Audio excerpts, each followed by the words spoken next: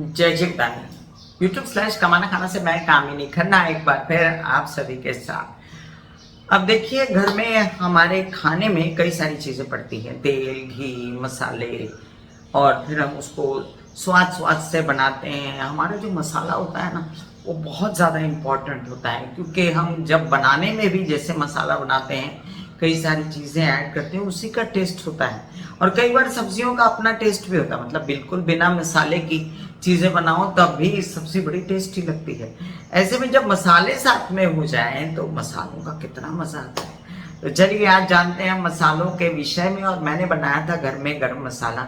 मैं साल में 2 बार गरम मसाला घर में बनाती हूँ, और ज़्यादा बनाती हूँ, और ये टिकता भी है अगर इसको तरीके से रखो।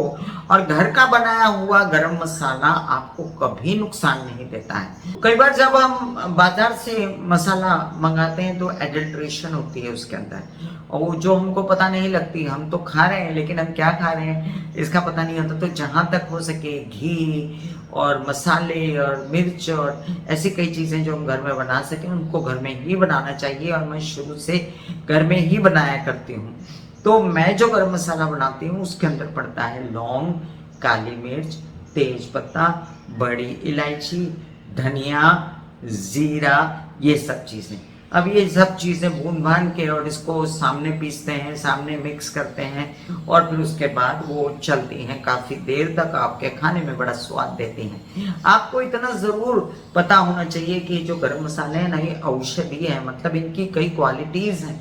ये एवं ही खाली आपको टेस्ट देने के लिए नहीं है, बल्कि इससे आपकी एंटीऑक्सीडेंट्स बनती है बॉडी में, आपकी पाचन शक्ति अच्छी होती है, आपका गला जैसे काली मिर्च से ठीक होता है, लौंग से आपकी कई सारी बीमारियां बॉडी के अंदर ठीक होती हैं, यही नहीं प्रोटेक्शन देती है बड़ी इलायची, आपको हाजमे में और कई सारी बीमारियां दूर करती है बड़ी इलायची। तेज पत्ता है, और साथ में तज बोलते हैं जिसको, दालचीनी। तो दालचीनी भी आपके इम्यून सिस्टम के लिए, आपकी तबीयत ठीक करने के लिए बहुत अच्छी होती है।